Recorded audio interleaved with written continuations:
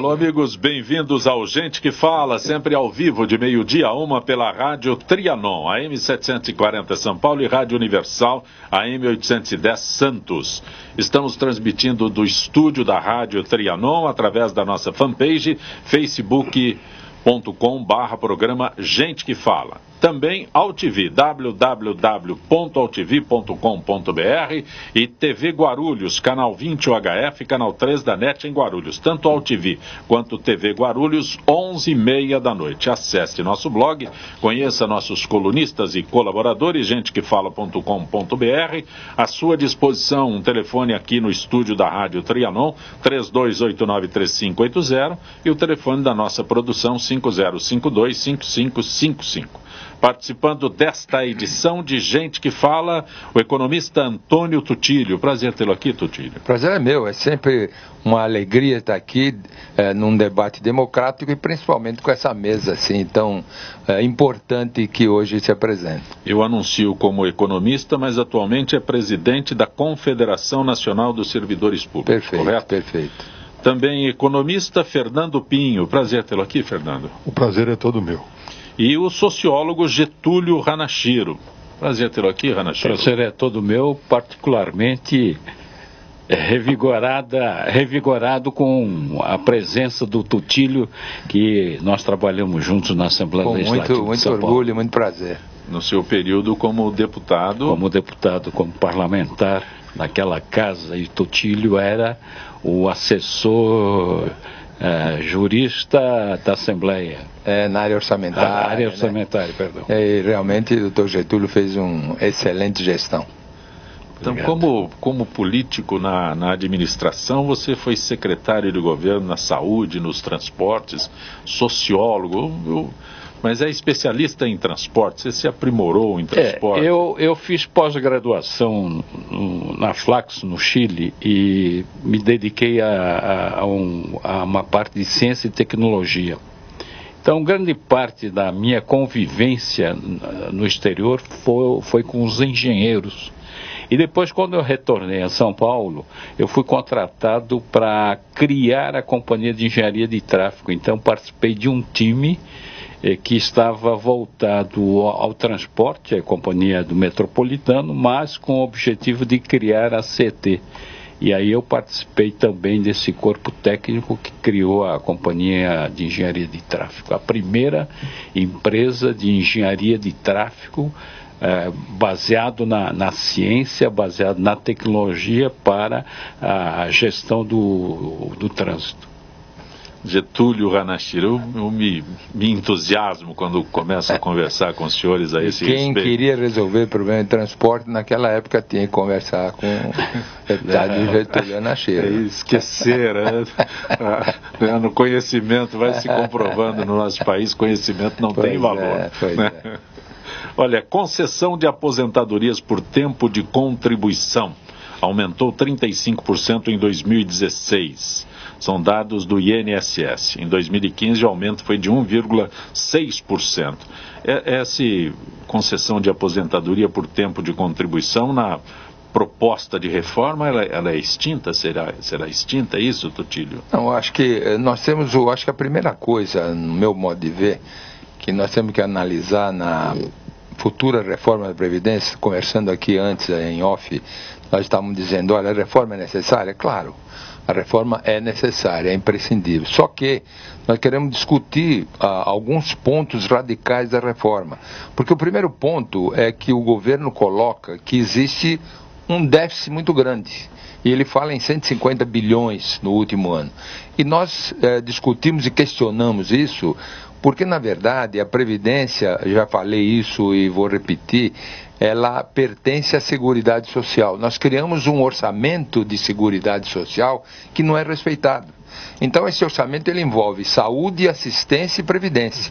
Se a previdência está dentro da Seguridade Social e se a Seguridade Social é superavitária, como é que a gente está mostrando esse dado violento da previdência? Por quê? Porque o governo retira coisas que foram criadas para atender a Seguridade Social, tipo COFINS, tipo PIS-PASEP, tipo loterias, o imposto do lucro líquido das empresas, tudo isso foi criado para atender a Seguridade Social. Agora, eles retiram isso e só colocam dentro do balanço o restante, só a contribuição. E só a contribuição não é suficiente. É claro também, que não. Esse é o grande problema. Pinho é economista, eles fazem as contas do jeito que interessa a eles. Sim, Zancopé, só de COFINS, foram no último ano 200 bilhões de reais. Só de PIS/PASEP, que é a parte do setor público, mais 53 bilhões. Ora, se só isso dá 253 bilhões, como é que eu digo que tem 150 furado? Porque eu retirei esse dinheiro. Fora o restante, que eu disse, né, de loteria, imposto líquido do lucro das empresas. Sim. E como é que é? Isso aí não é colocado. E se não é colocado, como é que eu digo que está tudo furado? Eu acho que está havendo assim um certo terrorismo. É preciso rever? Precisa. Porém, os dados não estão transparentes. Os dados não estão claros e a população fica achando que a coisa é muito mais violenta do que está se colocando. Então eu acho que nós devemos primeiro analisar esse aspecto. O governo não quer aceitar isso. Hoje o Caetano, que é o secretário da Previdência, ele fala que mesmo que colocasse todas essas receitas, ainda assim ficaria furado. Não é verdade. Se colocasse todas essas receitas, nós teríamos 55 bilhões de superávit na Seguridade Social. Agora, se a Previdência está dentro da Seguridade, como é que isso eles não conseguem explicar? O grande problema é esse, não há explicação de por que eu coloco que há um déficit tão grande na Previdência. Então nós queremos discutir primeiro esse problema, né? E nós queremos discutir dizendo que a Seguridade Social é superavitária. Então eu acho que também dentro do que se coloca hoje no projeto, existe, eu estava dizendo para o nosso companheiro Fernando Pinho, que existe também, quando hoje, deputado Anachiro, nós criamos agora o teto de gastos, né, e o teto de gastos não colocou também um teto para pagamento da dívida, para pagamento de juros, isso ficou livre. Então eu tenho que o orçamento só pode aumentar de acordo com o ano anterior, mais a inflação do período. E a dívida? 51% de toda a nossa despesa vai para a dívida pública. Dívida e juros. Então, não é possível que e eu acho que tudo isso está se querendo melhorar para o mercado financeiro, porque queiram ou não queiram, existe um viés muito forte de atender o mercado financeiro. Os bancos serão favorecidos na medida em que eu tenho que jogar o povo todo para a Previdência Complementar. E isso favorece os bancos. Isso não é para falar, né? Isso não é para falar, porque, na verdade, existe uma decisão clara para atender os bancos. E isso não é discutido. Quer dizer, então, nós só estamos atendendo o problema do caixa. O problema é caixa. Nós temos que fazer caixa. Para fazer caixa, diminuir o déficit primário que nós temos, né?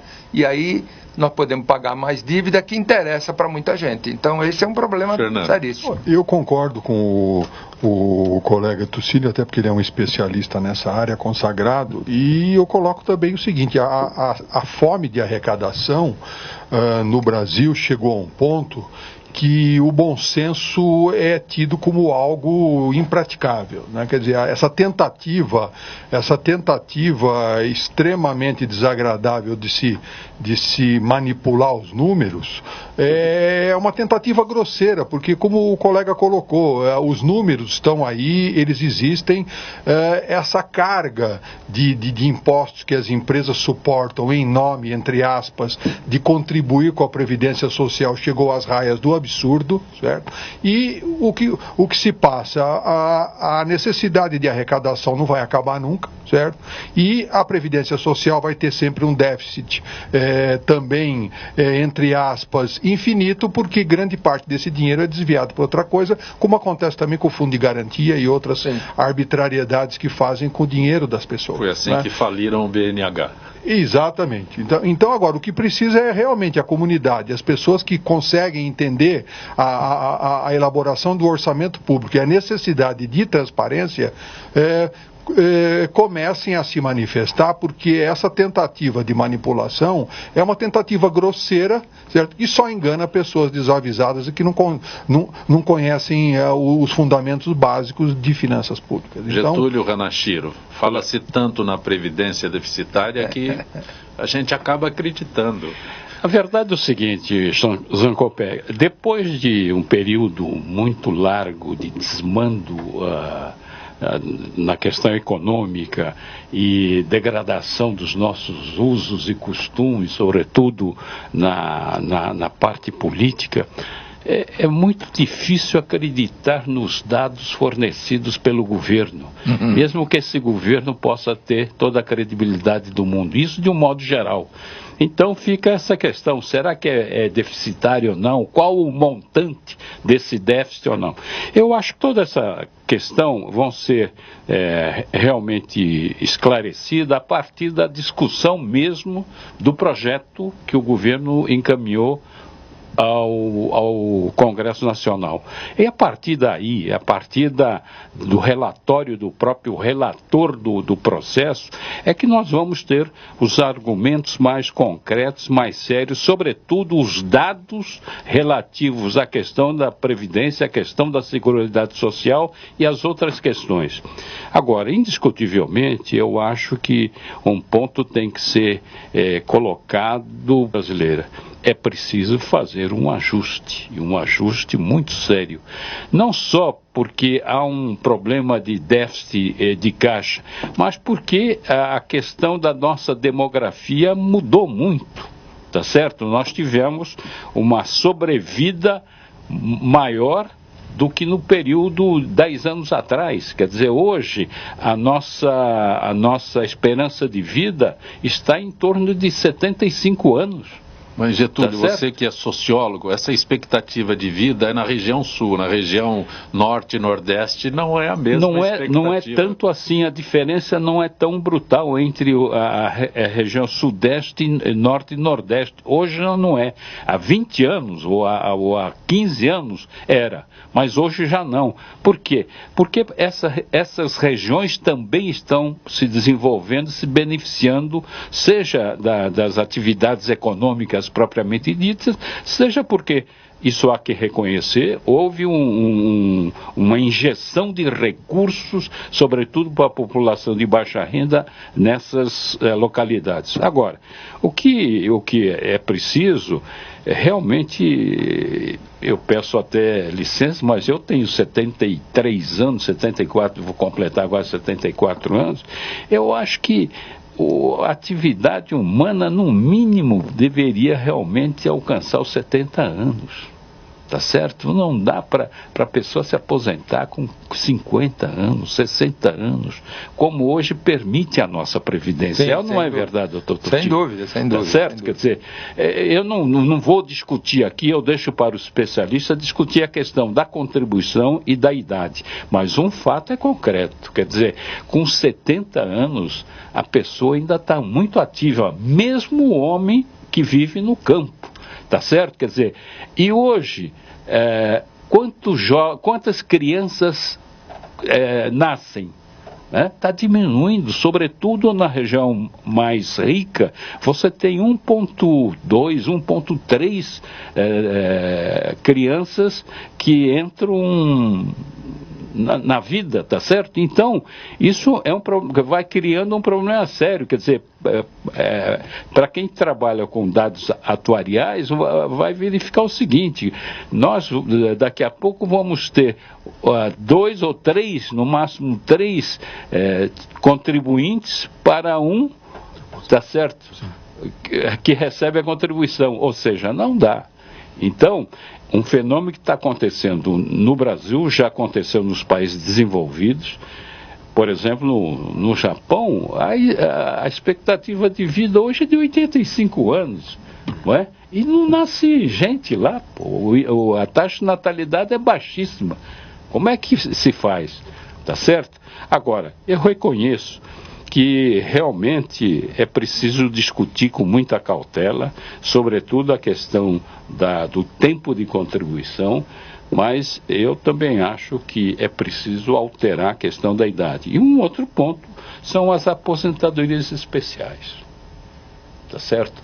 Nós acabamos com essa aposentadoria na Assembleia, tá certo? Que era uma vergonha. Eu, como parlamentar, reconhecia isso. Eu fui uma das pessoas que batalhou por isso. Quer dizer, você com 2 mandatos recebe 50%.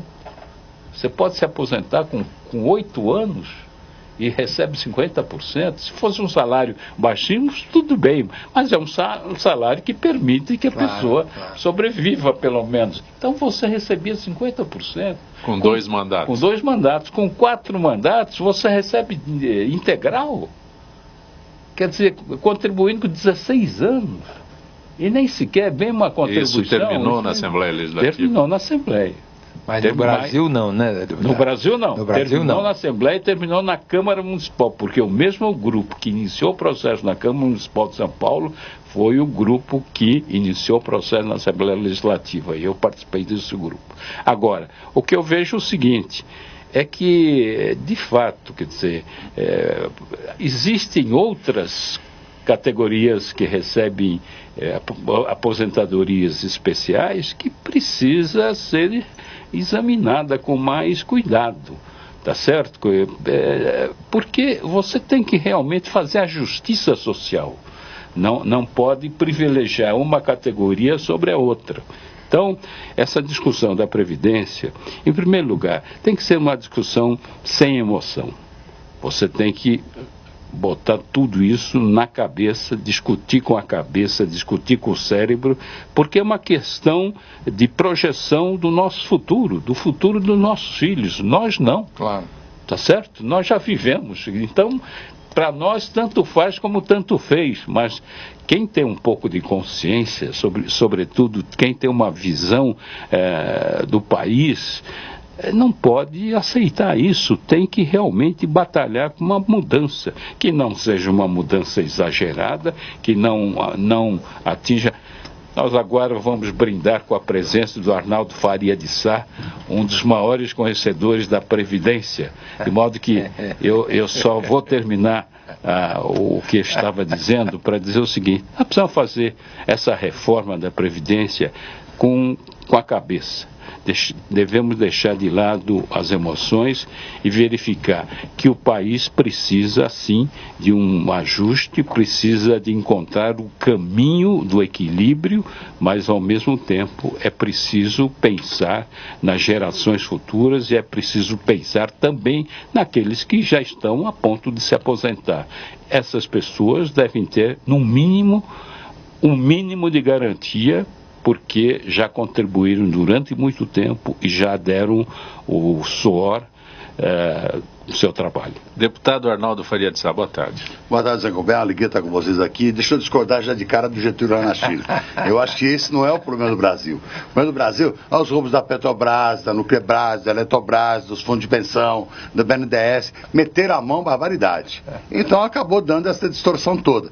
E aí, eles costumam dar um exemplo da questão do Rio de Janeiro. Olha o Rio de Janeiro como está quebrado. Arnaldo, antes que o pessoal vá dizer que eu não fiz nada disso, antes de você chegar, eu falei que um dos problemas que nós temos foi exatamente o descalabro de natureza ética, moral e política que se desenvolveu nesse país. Sempre aquela história do Rio de Janeiro. Mas o Rio de Janeiro não foi falta de gestão, foi roubo demais, pô. Quer dizer, o governador de então colocou um monte do PP, esqueceu de colocar um PP no Palácio da Guanabara, entendeu? Ele tinha que ser preso quando era governador, não preso agora, entendeu? Aliás, ele que inaugurou aquela prisão que ele está usando agora, bem merecidos para ele.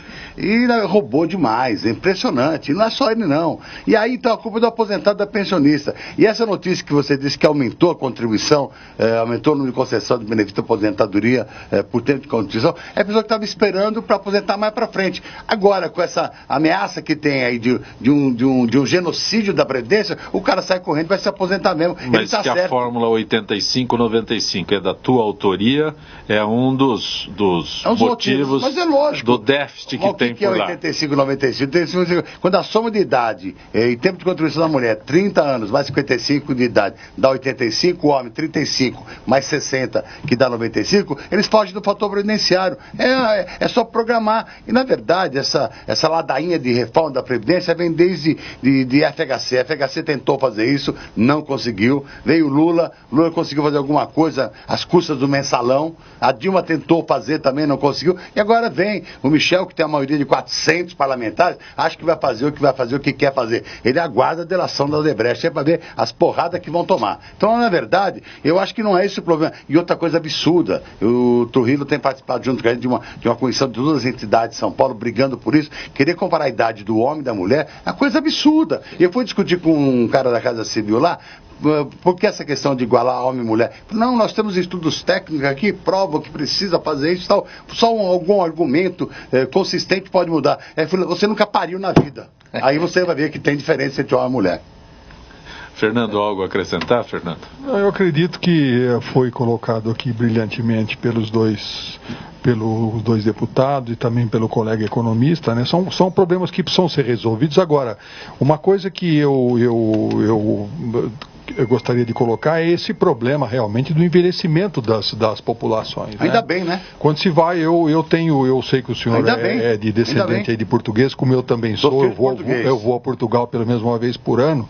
Tem uma coisa que se coloca, identidade. Eu também tenho dupla cidadania, mas eu tenho parentes que estão com 69 anos lá e não vão se aposentar no mínimo daqui a 4 ou 5 anos, não vão conseguir com menos de 70 anos, né? E são países onde não se vê mais crianças, exatamente como acontece no Japão.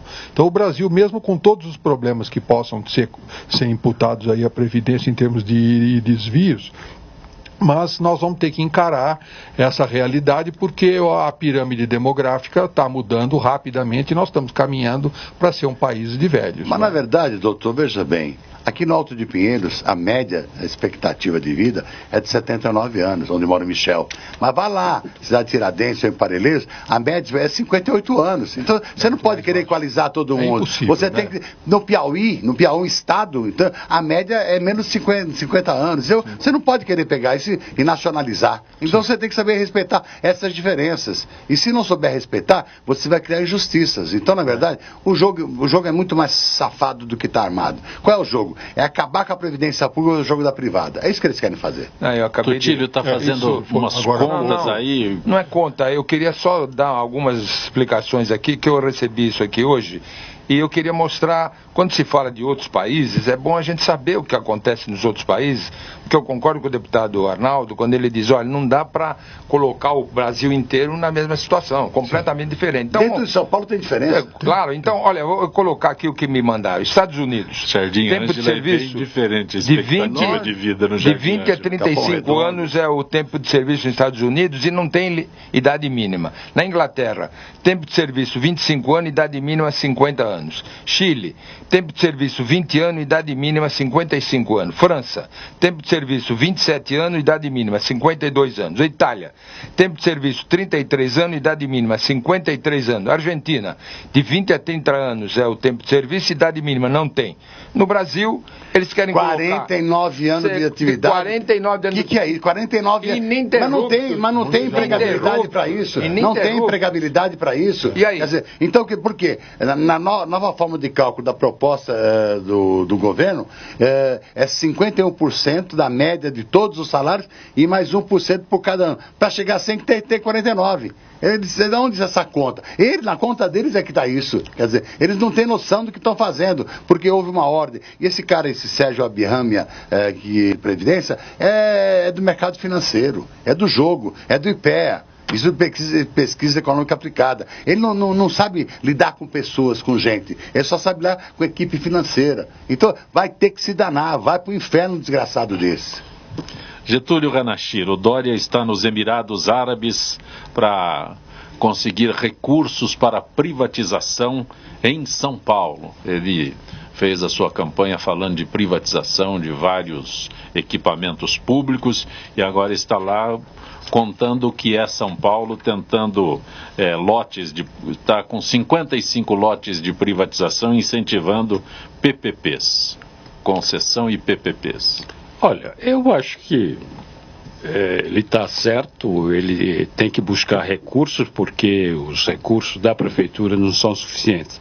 Mas eu já fiz essa advertência, inclusive mandando até uma carta, no sentido de que muitas vezes a gente vê a prefeitura enxugando o gelo. Quer dizer, uma prefeitura que gasta 3 bilhões de reais em subsidiar a tarifa e tem 5 bilhões para investimento, realmente a coisa é complicada. Tem 5 bi e 3 bi já gasta. Não.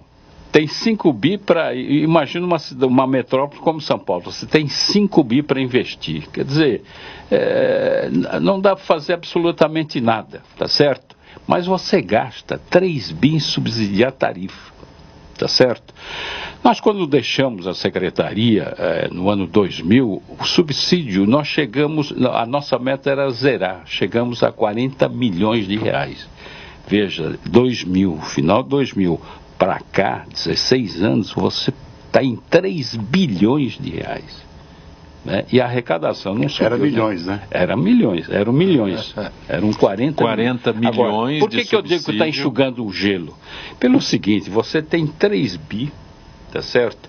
E você vai analisar... Arnaldo, por que o bilhete único favorece mais a quem?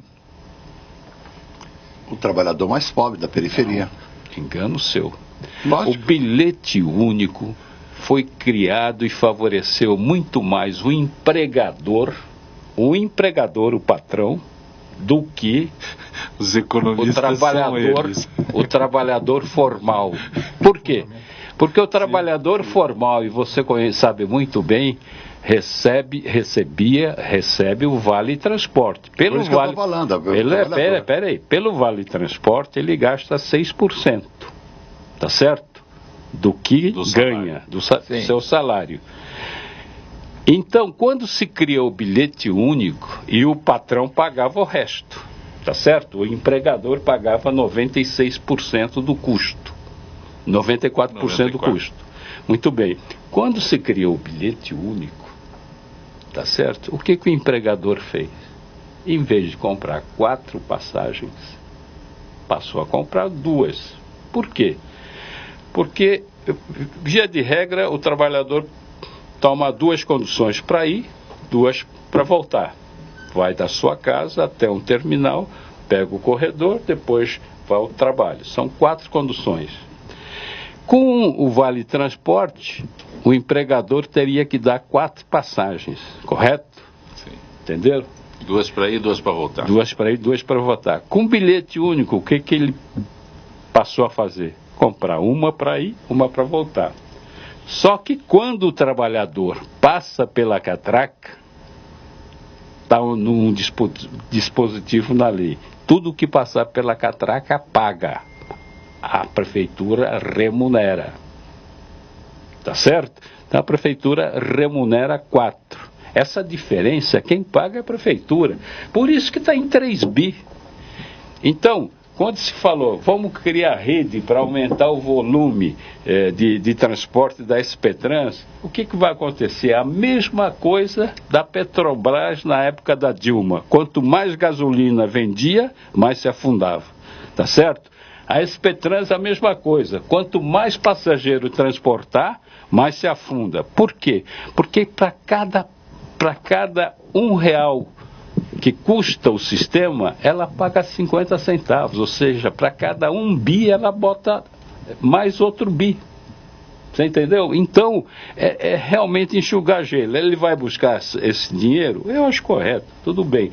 Mas tem que examinar essa coisa do dia a dia fundamental, que eu acho que pouca gente conhece. Mas, na verdade, ô Getúlio, ele como não restou a tarifa no início do mandato, não consegue mais. Vide Haddad em 2013. Não fez o primeiro ano, não faz mais. Então, ele vai jogar todos os problemas até o ano que vem. O ano que vem ele é candidato a governador, o problema não é mais dele, entendeu? Ele viu as pesquisas ontem, dão disparado ele na frente, ele vai continuar nessa administração midiática, e ele é uma pessoa que vem do meio, vai continuar jogando.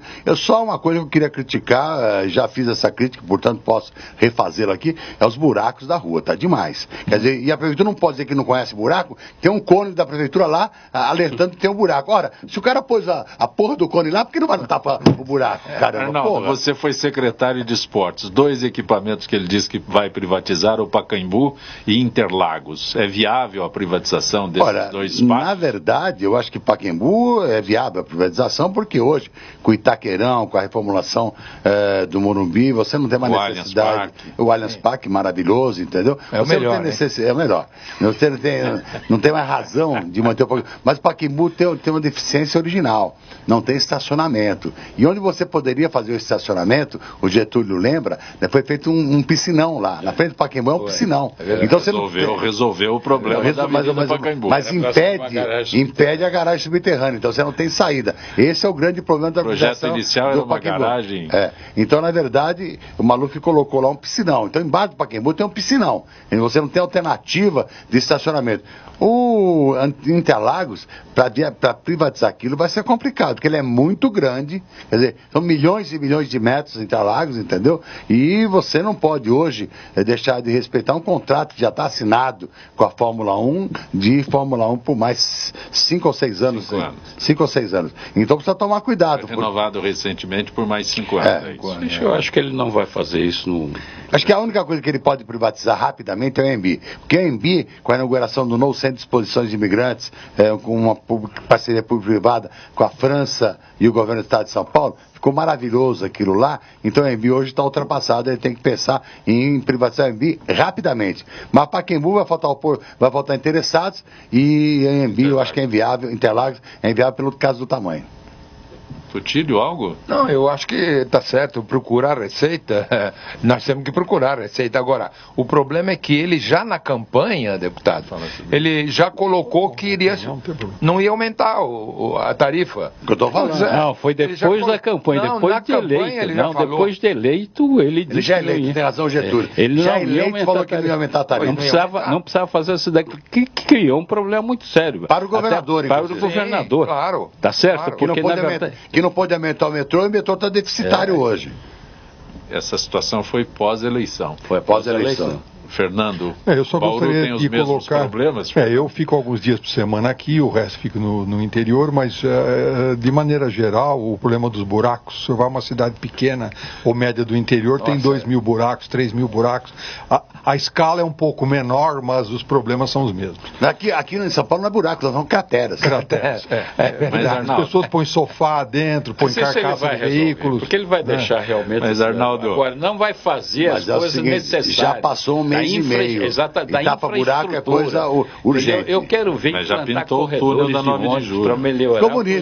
Ficou bonito. Eu passei lá a semana, tá bonito aquele túnel. Realmente é um túnel macabro, escuro, feio, horrível. Tá bonitinho. Quer dizer, ali 14 de Bis tá bonitinho, mas também tem Parelheiros, tem Cidade Tiradentes, tem Goianazes, tem Brasilândia, tem que cuidar de tudo. Não é só cuidar da sala, não. Cuidar de todas as dispensas. Eu te interrompi, Fernando. Não, eu estava só colocando que eu vejo com bons olhos essa atitude do Dória de ir a Dubai buscar investimentos ou tentar, até porque os países como o Dubai, que estão muito capitalizados, estão tendo muita dificuldade hoje em aplicar dinheiro no mundo, porque as taxas de juros estão historicamente baixas e em muitos lugares do mundo Brasil, né? devem continuar baixas, né? Quer dizer, o Brasil é o maior, apesar de ter uma instabilidade política tremenda, mas agora esses países, principalmente os países árabes, já começam também a ter problemas com investimentos nos Estados Unidos, né? Por aquele comportamento intempestivo que o presidente americano tem tido, que aquilo é uma coisa assustadora. A Trumpemania. Né? E ele está se comportando como um cowboy com o dedo no gatilho permanentemente. Isso é um perigo, porque ele não é o presidente. Mas ele tem apoio lá de um país Ele tem apoio lá dentro. Um país como do calibre dos Estados Unidos não pode ter um presidente com um comportamento errático. Mas ele tem que conversar com a China, porque o maior credor da dívida externa americana é a China. Sim, mas com a China ele vai ter que tomar muito cuidado, porque a China está emparedando todo mundo, todos os países do mundo. Onde eles entram, o Brasil, o sistema elétrico, a transmissão. Que é um problema interno. Mariana, é o controle da poluição. Eles não conseguiram controlar a poluição. Você vê que nas Olimpíadas eles mandaram fechar 1000 indústrias, mandaram para a China só para poder diminuir o impacto, não para resolver a poluição. Agora, nesse encontro dos BRICS também, lá no porto chinês, tiveram que fechar mais de 100 indústrias porque a poluição é irresolvível. Mas quando sai, reabre. Lógico. A poluição só é represada, só é contida. Getúlio. Mais alguns anos a China será a primeira economia do mundo. Eu não tenho dúvida nenhuma. Já é. Os Estados Unidos são reféns da China. E a vantagem da China é que é um capitalismo de Estado, entendeu? Quer dizer, lá não tem que concordar ou não concordar. E acabou. Getúlio Ranachiro, Renato da Vila Mariana. Renato diz: a discussão na cidade sobre aumento ou redução da velocidade, o que muda efetivamente? Olha, na minha opinião não muda nada, entendeu? Eu acho que essa é uma discussão mediática que não deveria ter existido nem antes nem depois.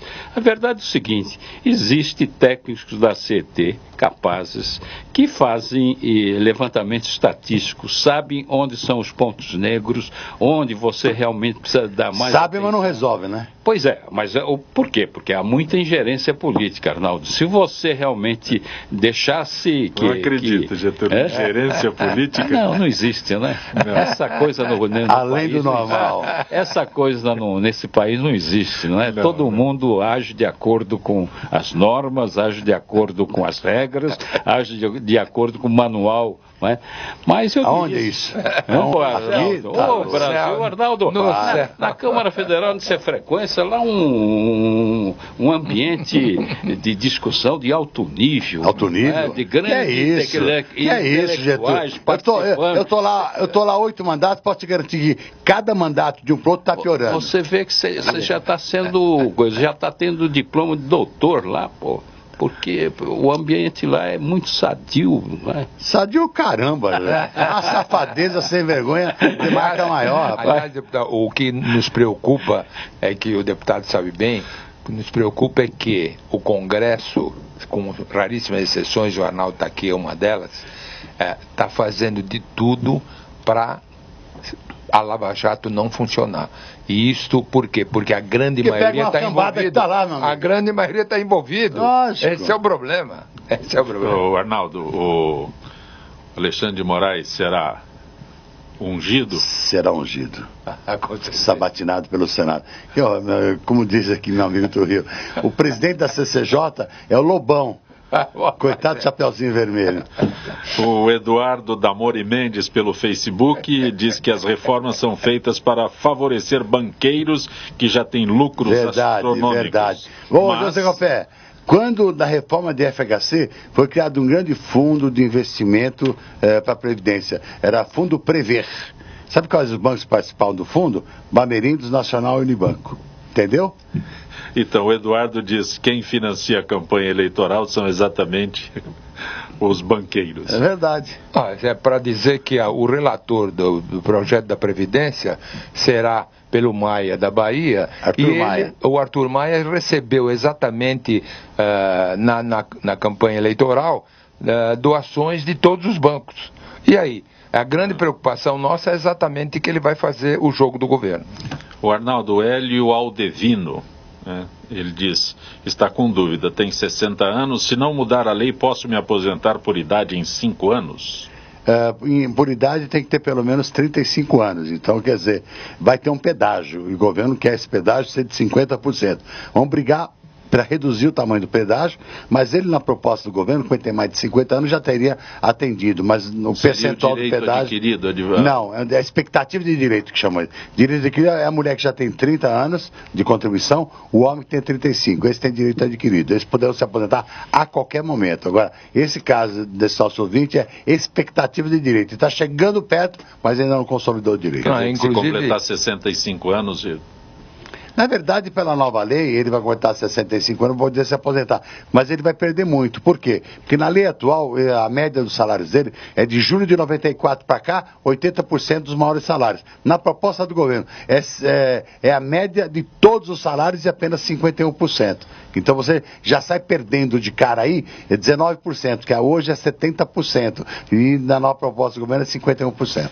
Não, existe um problema muito sério nesse projeto, que é essa transição que é completamente, eu não sei como, deputado Arnaldo, colocaram uma régua dizendo assim, olha, até 50 é assim, acima de 50 é outra coisa. Absurdo. Então, gêmeo... A mulher é 45. É, 45. Aí tem diferença homem e mulher. No final não tem diferença. Não tem. Não, mas alguém que nasceu, gêmeo, que nasceu a 11 horas e 59 minutos e o outro nasceu a 0 hora e 3 minutos, é um negócio completamente diferente. Como explicar isso? Como explicar que alguém vai ficar mais 50% e o outro tem que ter 49 anos de contribuição? Mas, na verdade, tudo está engendrado para complicar a concessão de benefícios. Você vê, a Previdência está quebrada. Porra, está quebrada. E no ano passado, a DRU, desvinculação de receita não, tirou 120 bilhões da Seguridade Social. 120 bilhões. No período da DRU até 2023, vai tirar R$1 trilhão da Seguridade Social. Pô, qual é que está quebrada? Vai tirar R$1 trilhão e ainda são tão safados que na PEC do teto de gasto tinha uma vírgulazinha lá, e a DRU, levando a DRU até 2036. É que a gente não deixou passar, mas eles queriam dar isso. Então, na verdade, não está quebrada uma coisa que o governo tirou o ano passado, 120 bilhões de reais. Fernando Pinho, Jaime do Jardim Bonfilholi diz aqui, nos últimos meses, 2 aumentos nos preços dos combustíveis e a Petrobras anuncia que será uma política de preços. Como a inflação poderá baixar com os combustíveis em alta? Olha, infelizmente nós vivemos num país que não tem moeda conversível, e país que não tem moeda conversível, a moeda é a mesma coisa que papel pintado, né? E agora, felizmente, se resolveu, depois do desastre de Lula e Dilma, se fazer uma política de responsabilidade com relação ao reajuste dos combustíveis, respeitando a variação cambial, que é o que se passa em qualquer país do mundo minimamente bem administrado. Agora, o problema do combustível é muito sério, porque ele contamina toda a cadeia de preço da economia. Não há como deixar que algum produto, que tudo tem que ser transportado, nós precisamos nos transportar. A logística é rodoviária. Exatamente. E mesmo que fosse também ferroviária... Até o álcool é derivado de petróleo. E o álcool também país. Já perdeu o grande apelo, gasolina sobe, que hoje está com uma cotação altíssima. 25% do álcool adicionado à gasolina. Não, tudo bem. Agora, derivado de petróleo. Agora também é aliado a esse problema da variação cambial e da necessidade de manter os preços com a paridade internacional. Nós temos uma situação esdrúxula, que é a Petrobras não ter concorrentes no país. Se a Petrobras tivesse aqui uma British Petroleum, uma ExxonMobil, provavelmente ela já teria ido à falência há muito tempo. Porque eu digo o seguinte, por que não se deixa refinar gasolina aqui dentro? Ou se trazer gasolina importada nas mesmas condições que a Petrobras pode vender? Eu tenho certeza que nós vamos ter combustível muito mais barato aqui dentro, porque não se explica um país de renda baixa como o Brasil e a significação que tem o custo do combustível no transporte, né? E o preço dificilmente baixa, quer dizer, quando baixa na refinaria e nunca chega ao bolso do consumidor. E, na verdade, você tem um problema de geopolítica mundial, né? Os Estados Unidos, países árabes, querem complicar a Rússia, a Venezuela e outros países produtores. E a partir daí eles fazem essa política. O barril de petróleo chegou a $120, hoje está a $40. Então, na verdade, essa defasagem... E o Brasil entrou na euforia do pré-sal, achando que ia resolver todos os seus problemas. E, na verdade, aproveitaram o pré-sal para meter sal na bronca da economia. Ô Tutílio, Marcos de Pinheiros, a proposta do governo para mudar a Previdência mexerá na situação e na aposentadoria dos funcionários públicos autárquicos? A autarquia também está incluída no projeto. Eu acho que todos os funcionários públicos, né? Eu acho que realmente... Menos os militares. Que eles dizem que vai ser um projeto posterior, etc. Então, o que nós achamos... Ele precisa do Exército para ir lá para o presídio do Maranhão, do Rio Grande do Norte, Espírito Santo. Então ele não mexe com o Exército. Não, eu acho que... Exército, Marinha e Aeronáutica. O Marcos tem razão, porque a preocupação de todo servidor público é que, na verdade, vou dar só um exemplo. não é só o problema dos 49 anos, 65 de contribuição, 25 anos, 65 de idade, 25 de contribuição. Tem outros dramas do servidor público, porque se ele amanhã morrer, a sua pensão vai ser cortada pelo projeto em 50%. E tem uma propaganda enganosa que o deputado já colocou no CONAR e que eles responderam de uma forma irônica, porque não dá para entender que um órgão que tem que verificar a propaganda que é colocada para o povo, que está enganando o povo, ele diz assim, não, propaganda governamental nós não analisamos. Então o governo pode fazer uma propaganda que engane o povo? É um absurdo isso. Tem razão. É um absurdo. Quer dizer, a propaganda é enganosa, é terrorista, é dizer que vai quebrar tudo. Mentirosa, e nós não podemos aceitar. E a pensão tem outra propaganda enganosa, que ele diz o seguinte, olha, se vamos cortar 50% da pensão, mas se você tiver filho abaixo de 18 anos, você vai ter mais 10% por filho. Qual é o camarada que aposenta com 70 anos que terá filho com menos de 18 anos? Se alguém me indicar, eu vou dar um doce de presente. Arnaldo, o Reginaldo do Limão diz que quem ajudou a quebrar a Previdência foi a Georgina. Por que não repatriam esse dinheiro? Ela já teve o dinheiro repatriado e o caso dela não foi no caso de benefícios da Previdência diretamente, foi nas ações de acidente do trabalho no Rio de Janeiro. Um item específico, que ela atuou lá. Mas, Fernando Pinho, temos motivos para comemorar 2017? Olha, como cidadão, como ser humano, eu estou sempre disposto a acreditar que o dia de amanhã vai ser melhor, até porque, para quem já está nessa fase de mais de 60 anos, nós já temos mais passado que futuro, pelo menos dentro de uma vida útil. Não é? Que neste país até o passado é incerto. O Malan já dizia isso, né?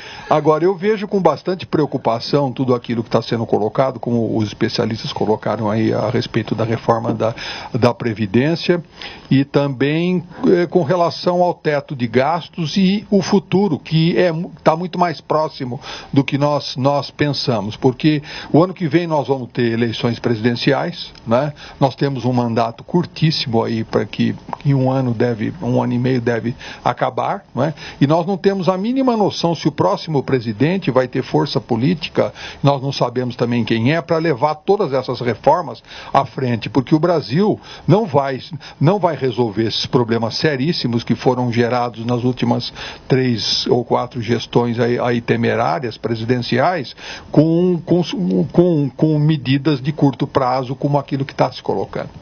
Então eu vejo hoje, como técnico, um Brasil onde existe a esperança, mas também vejo que nós temos só uma carta de intenções em cima da mesa de se resolver os problemas de finanças públicas. E, na verdade, nós temos que localizar a maior parte do problema desse período que você fala. Sim. Infelizmente, o maior período mais crítico foi o da Dilma. Sem dúvida. Se perdeu totalmente no final do primeiro mandato, começo do primeiro mandato, essas pedaladas fiscais, as renúncias fiscais, as desonerações de folha, tudo isso foi no período da Dilma. E a Dilma certamente não tinha a noção técnica que estava fazendo. O Guido Mantega, que era ministro da Fazenda, que é o responsável. Ela tem uma outra responsabilidade. Ela era ministra de Minas e Energia quando começou os escândalos da Petrobras. E ela era presidente do Conselho de Administração na compra de Passadina, na compra de Bograno na Argentina, na perda da usina brasileira na Bolívia, na negociação com a Venezuela. E ali ela vira ministra-chefe da Casa Civil, gerencia tudo isso, ou abandona tudo isso, e depois vira presidente. Então, a orquestração da Petrobras é toda da época de Dilma. Que uma coisa que eu não consigo entender é como é que uma presidente da República que se diz economista fez o que ela fez. Porque o que ela fez foi de caráter tão primário, tão inadmissível para um economista, como um médico que não saiba pôr um band-aid no dedo de um paciente no pronto-socorro. Quer dizer, não precisa ser economista, é bom senso, né? E em qualquer país do mundo, eu li isso em diversas revistas, até revistas estrangeiras, não se sabe como é que os órgãos, como o Conselho Federal de Economia, não caçou o diploma dela. Porque isso é uma coisa... Ela não terminou o curso. Quer dizer, então ela mentiu. Inclusive ela tinha dito que tinha feito doutorado. Quer dizer, foi uma mentira do começo ao fim. Né? Que nem o então, isso é uma coisa que é imperdoável. Que tinha até mina na Colômbia, né? Dizendo que tinha uma mina na Colômbia. Estamos no final do programa, que é do mas empresas investigadas pela Lava Jato estão sofrendo limitações. Aí especialistas defendem que os culpados sejam punidos, né? Mas que é preciso acordos de leniência, e citam a linha laranja do metrô de São Paulo, que está parada por empresas que estão investigadas na Lava Jato. Olha, eu não vou falar especificamente sobre a linha laranja. Aliás, eu não sei quem são esses especialistas. As empreiteiras também, que estão... A laranja é uma boa cor, né? Agora, eu estou de acordo com esse acordo de leniência, evidentemente, desde que realmente você reserve uma garantia muito grande para a coletividade, para a sociedade brasileira. Porque, afora a responsabilidade dos responsáveis por essas empreiteiras, pelos donos ou eventualmente pelos diretores executivos dessas empreiteiras, grande parte dessas empreiteiras tem um corpo técnico muito comprovado, de boa experiência, que é um know-how que não deve ser jogado fora. Agora, um acordo de leniência só pode existir se houver transparência e se realmente esses acordos forem de interesse para o país. Nada de acobertar ninguém e, sobretudo, você tem que julgar e, se for o caso, condenar os responsáveis. Agora, a empresa, se puder salvar, seria bom, sobretudo pelo know-how, pela experiência que elas têm, e porque você não substitui rapidamente uma empresa de grande porte facilmente. Agora, por outro lado, você tem uma segunda alternativa, dá oportunidade à empresa de porte médio. Tá certo? Facilitando os mesmos créditos que essas grandes empreiteiras tinham, essas empresas de porte médio. Arnaldo, algo a acrescentar aí nas obras do metrô em São Paulo? Logicamente, o Getúlio tem razão quando fala do know-how. Mas também tem know-how por mal que não acaba mais, né, meu amigo? Tinha até um departamento de operações estruturadas. Em outra palavra, departamento da propina. Então, na verdade, o acordo de leniência... Está se descobrindo que não é apenas uma empresa que tinha esse departamento. Outra tem, a outra também. É bem provável. Agora, só que tem uma coisa que tem que ser colocada com bastante propriedade aqui. A culpa disso não é do PT. Quem permitiu que houvesse essa mudança na lei de licitações e pudesse ser feita as contratações sem licitação foi FHC. Foi final do governo da FHC que permitiu que fizesse as contratações sem a lei 8666. Arnaldo Faria de Sá, você é sempre muito bom tê-lo aqui no nosso Gente que Fala. Com você é uma alegria voltar aos anos 70 na Record. Anos 70, Jornal da Tosse, muito bom, bons tempos aquilo. Fernando não conheceu o Jornal da Tosse? Eu me lembro,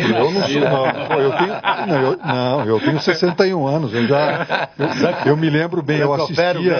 junto com o saudoso José Luiz Marcelo Menegatti. E o Hélio Saldo, nosso diretor. Fernando Pinho, agradeço a tua gentileza. Pela oportunidade, um abraço a todos aqui, e o aprendizado é sempre uma coisa muito prazerosa, principalmente diante de pessoas experientes e com grande credibilidade. Espero que tenha a oportunidade de pegar Castelo Branco outras vezes. Eu estou sempre aqui, toda semana estou aqui em São Paulo, eu morei aqui muitos anos. Cidade sem limites. Inclusive em relação também aos buracos, né? Também é uma outra dica. Getúlio Ranachiro, muito bom tê-lo aqui. Obrigado pelo convite, foi uma satisfação na presença dos ilustres companheiros.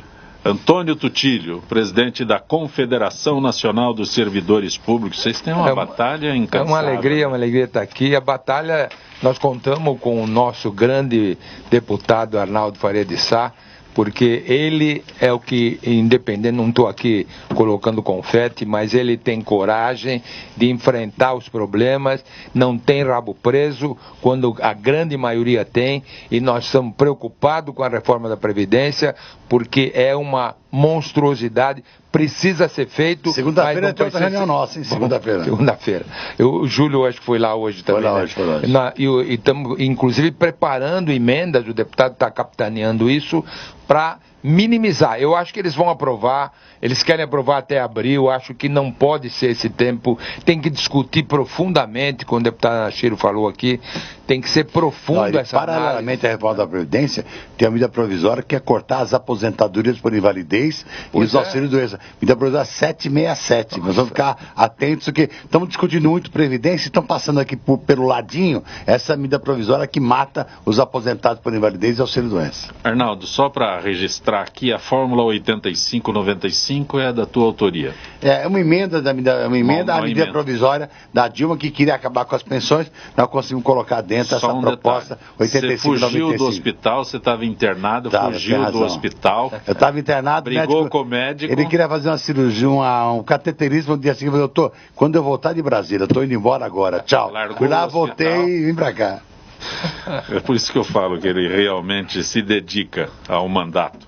Gente que fala tem a direção-geral do jornalista Fausto Camunha, a diretora de produção Zenilda Salvato, a redação Pedro Schiavon, produção cultural Ricardo Godoy, na rádio Trianon, Benebene, Cléo Rodrigues, Neildo Neres, Ricardo Valim e Sérgio Souza. Na direção da TV Guarulhos, Fernando Mauro, na direção da UTV Alberto Luquete, na técnica James Eduardo, Paulo Afonso e Iago Matsumoto. Estaremos de volta amanhã, meio-dia. Gratos, até lá.